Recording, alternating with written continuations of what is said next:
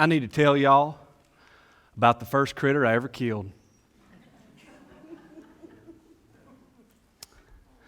Y'all know, anybody that knows me knows I like to hunt. And I'm sorry if that offends you. I'm not going to apologize. I am sorry that you're offended. But I got to tell you about the first critter. So I went deer hunting a few times with my dad, and that basically equated, when I was about 8 or 9, and that equated to sitting in a sleeping bag going to sleep on the side of a mountain somewhere. And but the first time I ever really got to shoot a gun, I was hunting with my dad on a dove field. My dad and some friends had leased a dove field, and if you don't know how dove hunting works, basically this is it. You sit on a white five-gallon bucket in camouflage, and you shoot at doves as they come in to get the grain off of a field. And so I had a little breakdown 410 shotgun, a single shot, so I could shoot one bullet at a time, or one shell at a time, sorry.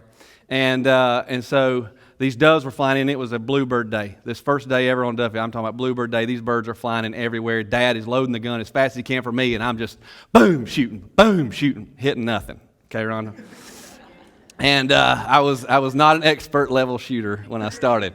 And so we're shooting at all these doves, and I'll never forget this day. It was such a special day. I mean, my shoulder hurt the next day, but we had so much fun. But I'll never forget it because when Dad and I were hunting, these groups of doves would come in, and all of a sudden we noticed, as these doves were getting shot, that there was this one white pigeon that flew in, and it kept flying in.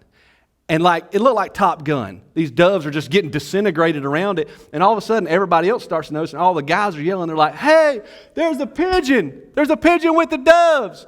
And it was solid white. And everybody, because they're a bunch of rednecks, they were shooting at the pigeon too. But this pigeon somehow was managing to fly the length of the field without being shot. And it became hilarious. I mean, nobody could hit this pigeon. And so everybody just started laughing. Everybody kind of quit shooting at it, and everybody was shooting these doves. But my dad, I'll never forget, he kept hitting me, and he'd say, it's the pigeon that thinks he's a dove, son.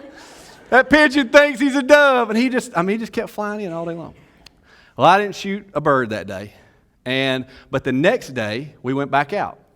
And my dad, it was raining. A bunch of the guys didn't show up. It was basically like me and Dad and a couple other guys. And the birds were not flying this day. So we were just sitting on white 5-gallon buckets in a field.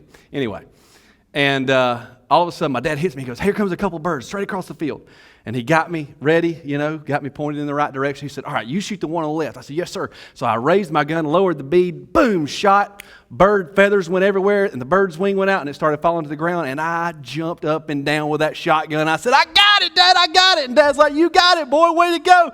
You got your first one. And we started walking out to it, and he was high-fiving me, telling me how great I was and everything. And all of a sudden, he hits me again. He goes, boy, you shot the pigeon. He said, you shot the pigeon that thought it was a dove. And boy, did my excitement change. I'm not going to lie to you. I'm not too big of a man to tell you. It crushed me. I got out to that white pigeon, and it crushed me. I started sobbing because we had built a relationship with it. It made me laugh all day the day before. Sounds crazy, but it's true. I was so sad. My dad, like any great man will do, he recognized that I was sad, so he left. He walked away. And I reached down and I picked up this dove and I walked over to the bucket and I set it down. And I was crying. And I'll never forget thinking, I thought this. I'm serious. I'm dead serious. You never forget this.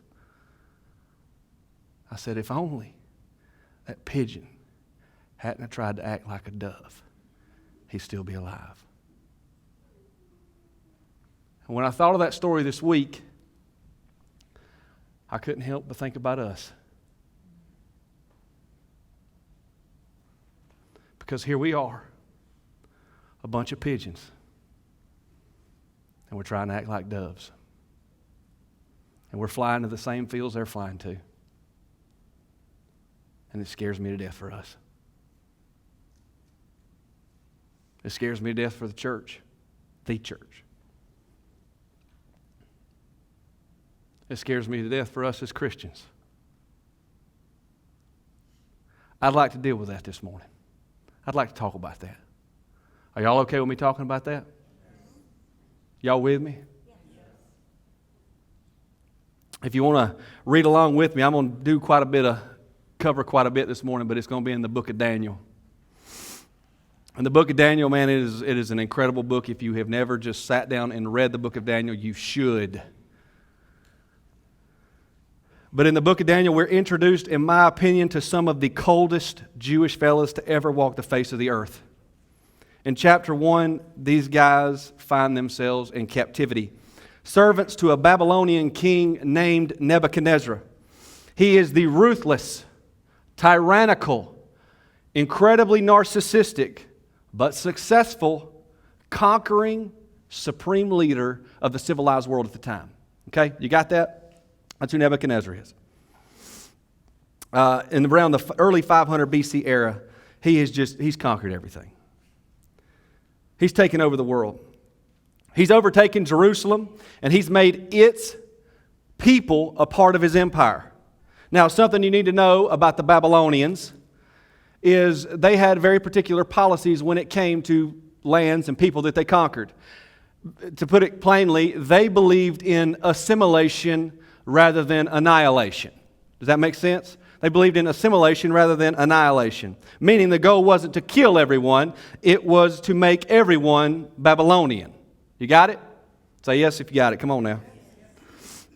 To do this, Nebuchadnezzar would choose the most affluent, noble, brightest young people from the groups that he conquered, and he basically began a brainwashing process to assimilate them into Babylonian culture. Specifically, in the book of Daniel, our story is going to center around 4 people. You ready? Here are their names. Daniel, Hananiah, Mishael, and Azariah. Now, some of you just went, now wait a second. I don't recognize 3 of those names, right?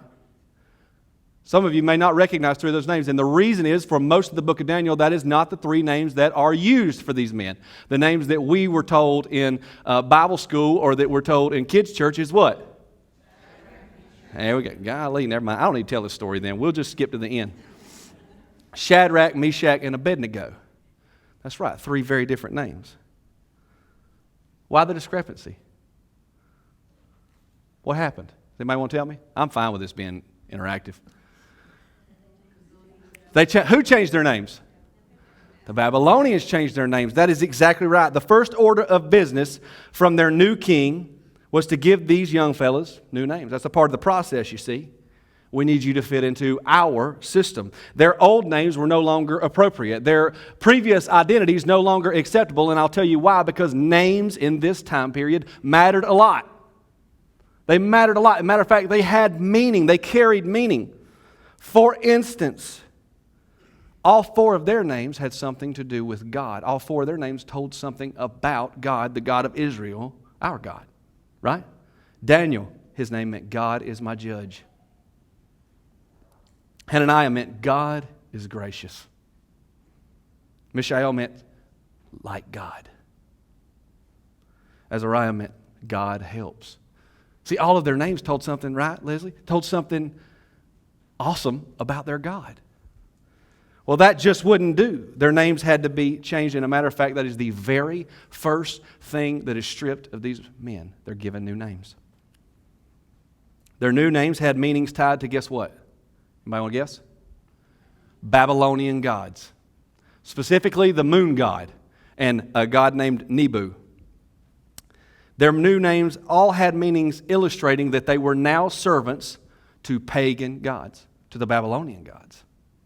Their new names were essentially, guys, they were essentially a brand. Okay? Symbolic of Babylon's claim to these men. Okay? Does that make sense? You got it? Once these boys were enlisted in and their names were changed, Nebuchadnezzar put them in school. You know what kind of school? His school. Here's what we believe. Here's how we live. Here's what is right for a Babylonian. Here is what is wrong for a Babylonian. They were put in Babylonian school. Everything that they needed to know to be a good Babylonian, they were now being taught. And don't get me wrong, this school was not like jail. These boys were treated incredibly well. As a matter of fact, we're told in Daniel chapter 1 that the king himself chose food from his storehouses to feed these young men. They were held in high esteem and fed these foods, the king's food. And we're told in Daniel chapter 1 that these foods, much of these foods, would defile them according to God's law. These guys were fed twice. They were offered these pagan foods. And every single day they were going to a classroom where they were being taught the Babylonian way. Their minds were being fed, right?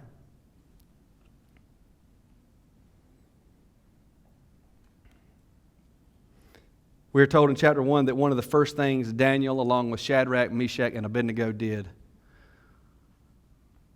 was they refused the food. They sat down, and I don't have time to go into this whole story this morning, but basically this is the deal. They recognize these foods that they want us to eat, they will defile us according to our God's law, so we're not going to eat these foods. So what they did was they talked to their class instructor. They said, hey, look, let's make a deal with you. Let us eat vegetables and water. Let us eat vegetables and water, and you can see that we'll fare fine. We will do fine. Well, God gave them favor in that class instructor's eyes, and even though he was scared to death, because it was a big deal. To turn down the king's food is a big deal, right? We're going to find out Nebuchadnezzar is not like the most even-keeled dude there is. It was a big deal. But God was faithful to them. They ate nothing but vegetables and water, and it says in the Bible that they outperformed their peers. We are told plainly they ingested nothing physically that defiled them in the eyes of God. But you might be wondering, okay, well that's good. They didn't eat some food. How did these boys fare mentally? How did they fare emotionally after being bombarded? I mean, after all, they're impressionable, right? Were you impressionable when you were young? Some of you weren't. Okay, I was. I was impressionable. You have these impressionable young guys that are being bombarded every day with Babylonian culture, Babylonian beliefs. How did they fare? Well, I believe we find that answer in Daniel chapter 3, and that is where I'm going to read. If you don't have your Bibles, you can read along with us on the screen. Are you ready? I'm going to read this. Like, I don't normally just do this. I'm just going to read it. Here we go. Are you ready? Okay, 3 of you are ready. All right, here we go. Give me better than that. Y'all ready? Ready. Good. King Nebuchadnezzar made a gold statue 90 feet tall and 9 feet wide. That's pretty legitimate. That's a big statue. And he set it up on the plain of Dura in the province of Babylon. Then he sent messages to the high officers, the officials, the governors, the advisors, the treasurers, the judges, the magistrates, and all the provincial officials to come to the dedication of the statue he had set up. So all these officials came and stood before the statue King Nebuchadnezzar had set up. Now I want to go ahead and clarify something here. The boys had done great. Okay? They had done well in school, despite not eating the food. They knew the answers. And they had been put in some of these positions that are mentioned here. And so guess where they are? On their way to the statue. In verse 4 it says, Then a herald shouted out, People of all races, nations, and language, listen to the king's command. When you hear the sound of the horn, the flute, the zither, the lyre, the harp, the pipes, and other musical instruments, bow to the ground to worship, listen, King Nebuchadnezzar's gold statue. So what are they being asked to do? Worship something other than what? God. Okay, you got this, guys. Anyone who refuses to obey will immediately be thrown into a blazing furnace. Well, that sounds nice. A huge blazing furnace. That's how he dealt with people who crossed him. In verse 7, so at the sound of the musical instruments, all the people, whatever their race or nation or language, bowed to the ground and worshiped the gold statue that King Nebuchadnezzar had set up. In verse 8 it says, But some of the astrologers went to the king and informed on the Jews. They said to King Nebuchadnezzar, Long live the king! You issued a decree requiring all the people to bow down and worship the gold statue when they hear the sound of the horn, the flute, the zither, the lyre, the harp, the pipes, and other musical instruments. That decree also states that those who refuse to obey must be thrown into a blazing furnace. But there are some. Stop. I just can't move past this without you noticing it. There are what? Some. So he didn't say the Jews anymore. He said there's some. So not all. But there are some Jews, Shadrach, Meshach, and Abednego, whom you have put in charge of the province of Babylon. They pay no attention to you, your majesty. They refuse to serve your gods and do not worship the gold statue you have set up. So what did these guys do? They stayed standing. Thank you, Rhonda. These guys stayed standing. So apparently there was this mass of people. And when they played the music, everybody bowed. But apparently these three Jewish guys, these three Jewish boys, stood and watched. Knowing they would be seen. Knowing someone would notice. Knowing that there was a great chance that word was going to arrive back at who? Nebuchadnezzar. But they stood. In verse 13, then Nebuchadnezzar flew into a rage and ordered that Shadrach, Meshach, and Abednego be brought before him. When they were brought in, Nebuchadnezzar said to them, this is just amazing right here to me. Is it true, Shadrach, Meshach, and Abednego, that you refuse to serve my gods or to worship the gold statue I have set up? I will give you one more chance. You believe this? He said, I'm going to give you one more chance. He just can't believe it. He can't believe that they did this. He's like, something's got to be up. Something's got to be wrong right here. I will give you one more chance to bow down and worship the statue I have made when you hear the sound of the musical instruments. But if you refuse, you will be thrown immediately into the blazing furnace. And then what God will be able to rescue you from my power? What God can save you from me if you don't do what I say? Now, man, if you don't hear nothing else, you got to hear this. If you're watching online, you got to hear this. This verse is so important. Shadrach, Meshach, and Abednego replied, "O Nebuchadnezzar, we do not need to defend ourselves before you." Well, that's powerful stuff, isn't it? We don't need to discuss this any farther.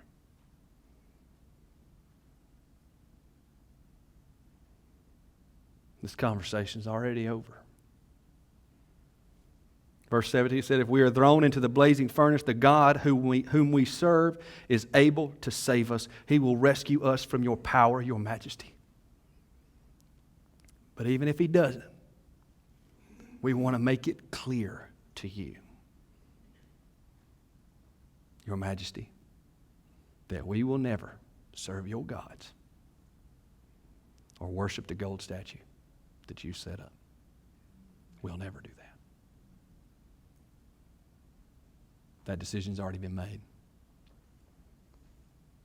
Nebuchadnezzar was so furious with Shadrach, Meshach, and Abednego that his face became distorted with rage. I've seen Brittany do that. I always got to sneak one of those in there, you know. It's just got to happen. That's funny.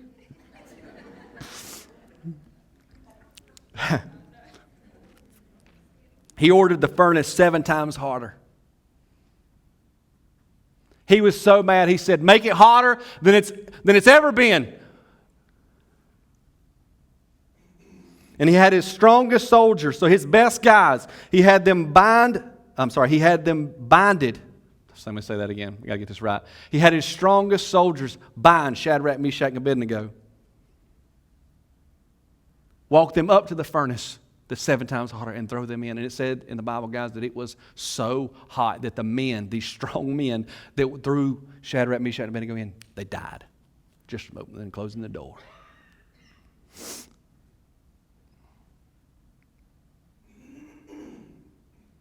The soldiers threw them in. They fell into the furnace, and they were burned to a crisp. Y'all have a good day. Wrong. I wrote that in my notes. Wrong. We are told in the Bible that Nebuchadnezzar jumped up in amazement when he could look into the furnace. And he exclaimed to his advisors, guys, didn't we type 3 men? Didn't we type 3 men? Throw them in. In verse 25, I want you to look. He said, look, Nebuchadnezzar shouted, I see 4 men unbound walking around in the fire unharmed. And the 4th looks like a god. One translation, it says it looks like the Son of God. You know who it was? A pre-incarnate Jesus.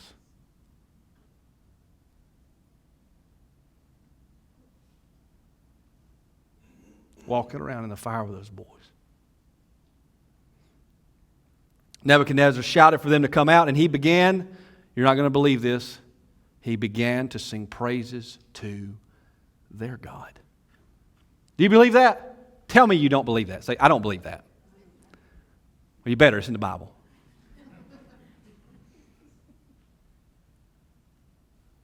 Said when these men came out, they didn't even smell of smoke. Their binds were gone. They didn't even smell of smoke.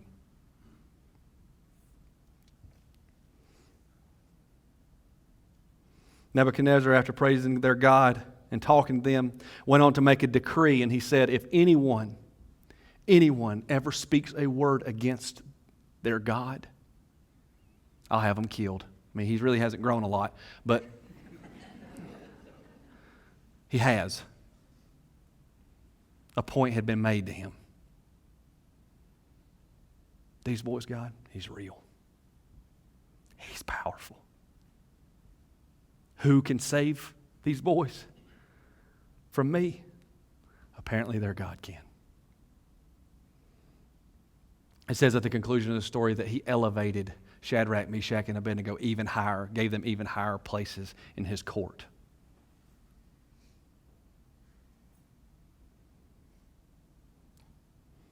Can I tell you what I believe we're supposed to learn from this story today? Are you ready for my point? We each have a choice. Blend in or stand out.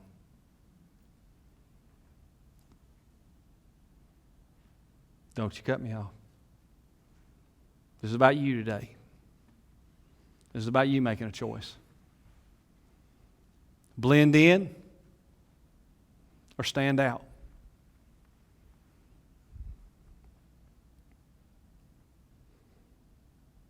These boys faced a very simple yet incredible, intimidating choice every single day. Become a Babylonian or belong to God. Right, Donovan? Blend in or stand out. Become a Babylonian or belong to God. Fall in line with them or follow Him.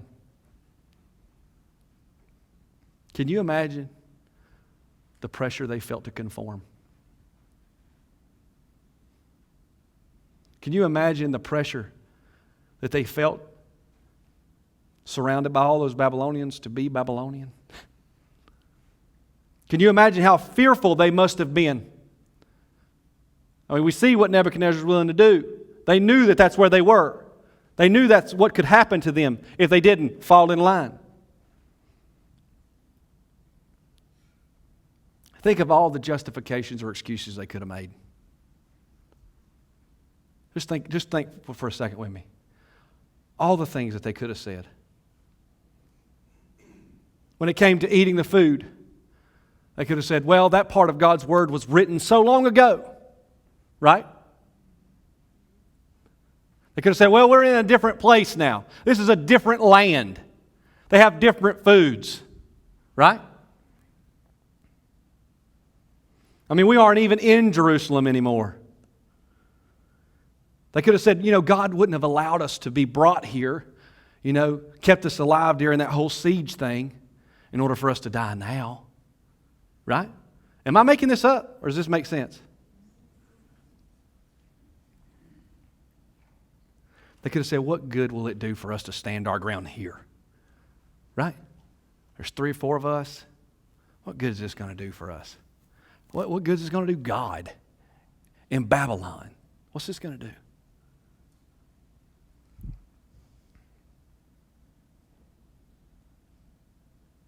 They could have said, it's just one bow, one time.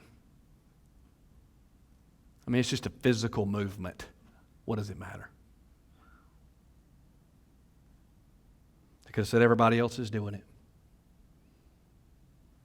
I thought of this one this morning. They could have said, you know what, maybe if we bow to their God, they'll hear us out about our God. Huh? Is that stretching it?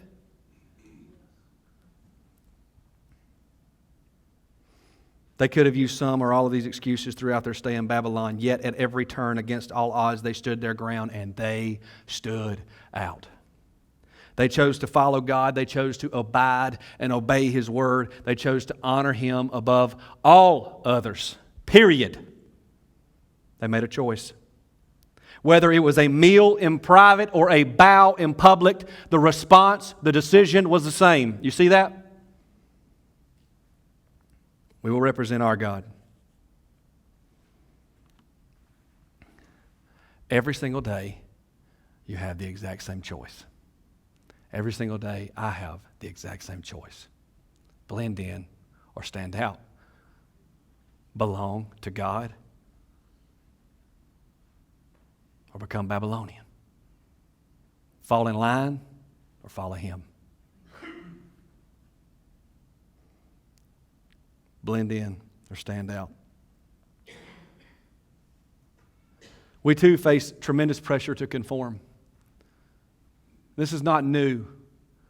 Paul knew this was what was going to happen, right?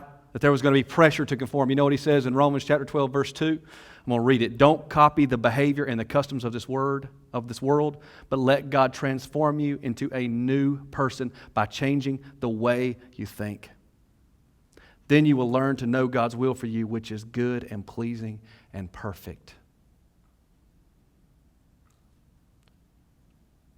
Do not conform to this world.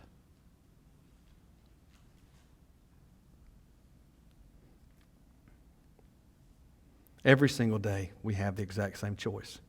Be like the world or be like Christ. Do you know that the tactics are still the same? Nebuchadnezzar, Babylon, their tactics, they're still being used today. Our identity has been challenged. Our identity as Christians is being challenged. I'm going to be honest with you guys. Y'all ready to get real for a second? Being a Christian doesn't feel very acceptable right now. Am I the only one that feels that way? I felt it. Somehow this world has made me feel at times uncomfortable being labeled a Christian or a Jesus follower. Now, I'm a Jesus follower, and I have never been ashamed of Him. But I can't lie to you and say there haven't been moments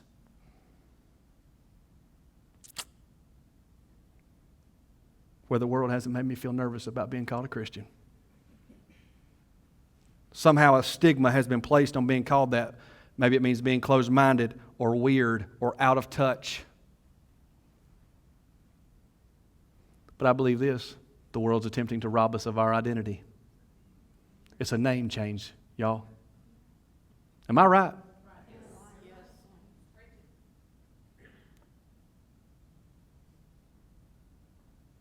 Each of us are fed things of this world constantly. We are bombarded and surrounded by the things of this world every single day. We are fed what is socially acceptable, culturally accurate, or right from a worldly perspective. We are fed countless ideologies that go against everything we know is truth. We are told God's word no longer applies. We are told that He's not real. We are told that He's just an outdated, feudal religion. Am I right? And we are required, at the very least, to remain silent about our beliefs and accept what comes our way.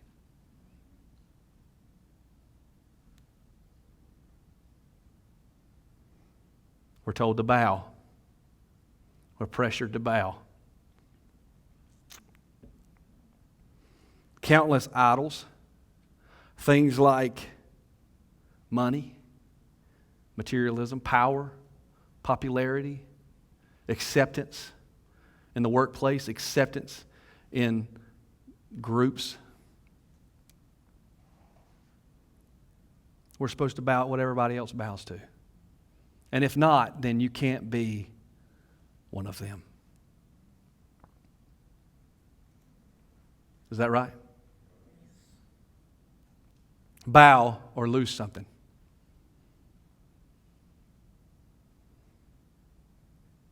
Each of us face this choice every single day: blend in or stand out. Do we conform to the ways of this world, or do we hold tight to Jesus?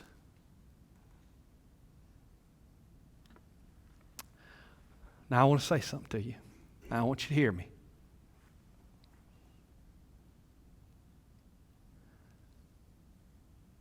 I want you to choose Jesus. I want you to choose right. I want every one of us. I wish I could wave a wand and every single one of us would just choose that, right? And I thought about coming in right here and saying, see, Jesus was with them and saved them from the fire, and see, they got elevated to higher positions after that. I wanted to do that, right? But I think we have to, if we want to survive this, we as Christians, we need to adopt the mentality of the boys that went into the fire. And what is it they said? I can't promise anything. I don't know if God will save us or not, but if He doesn't, I know what we'll do, and that is never serve your gods. So I can't promise you anything. If you choose to stand out, I can't promise you anything. But I know this. Either way, it's the right choice. Either way, for us, it's the right choice. He is faithful. I know that. So what should you do? What's your step? I believe it's two things. I think you got to decide. And then I think you have to keep deciding. I want you to listen to me. I believe with all my heart that their decision was made on the way to Babylon. Do you hear me?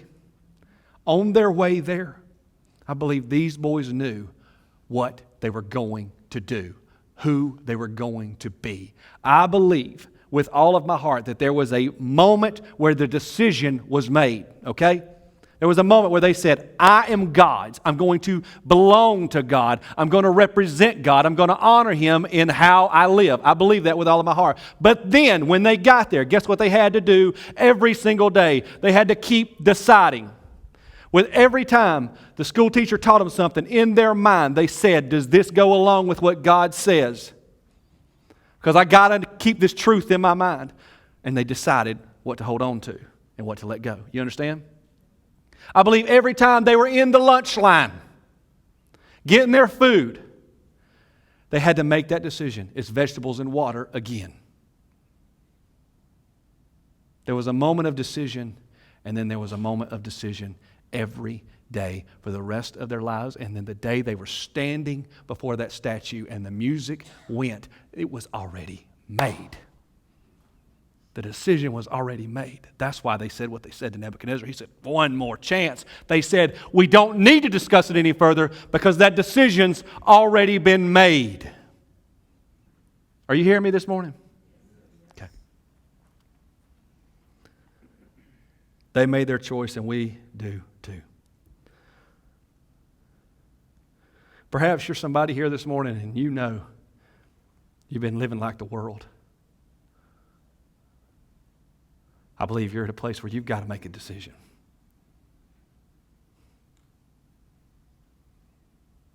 And maybe some of us, man, we've made that decision at some point, but we've faltered. We've compromised. Guys, we have to keep making that decision every day. Every time you're flipping through the channels, riding down the road listening to music, a part of a conversation at work. You have to make that decision. Everything that we do in our lives, we're making that decision. And I want us to choose to stand out.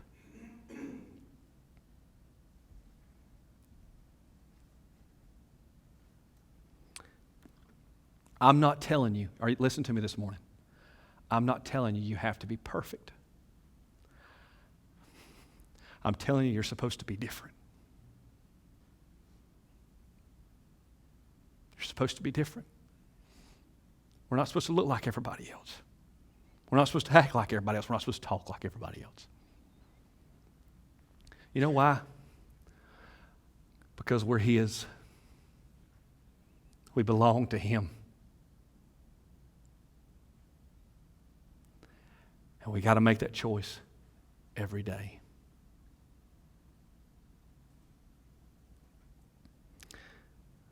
Ladies and gentlemen, welcome to Babylon. Let me pray for you.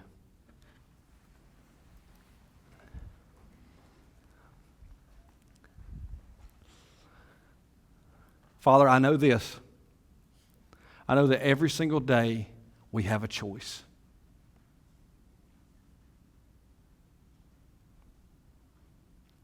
And I know that all of us, every single one of us, we have failed. We have failed so many times. But God, it is time for us to make a decision. It's time for us to make a decision today.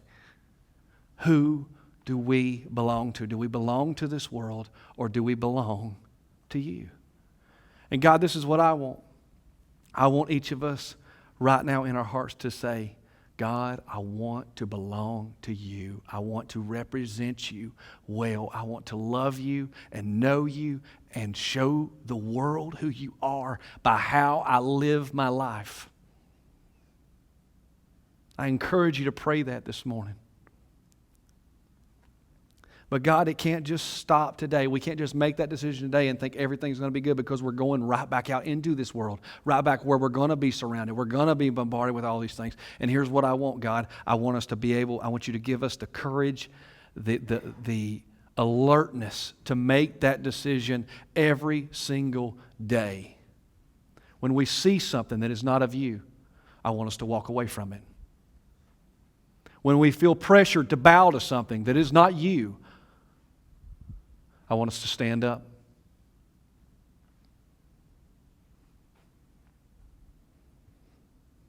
When we feel an overwhelming desire to give in and blend in, God, I want You to put Your hand on our back, and I want You to hold us up. I want You to give us the strength to say, not today. That decision's already been made.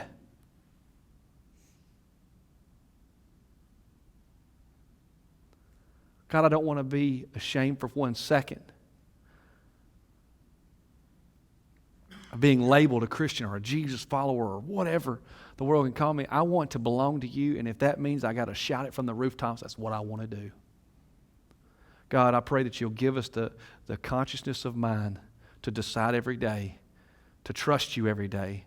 And when a moment comes, and there may be a moment in our lives where it's bow or else, I pray that that is the easiest decision of our lives. Father, and we will give You all the glory. I thank You for everyone that's here. I thank You for everyone who watched online. God, let us stand out. In Jesus' name, amen. Thank you so much for being here this morning. I love you. I hope you have a great week, and we'll see you soon.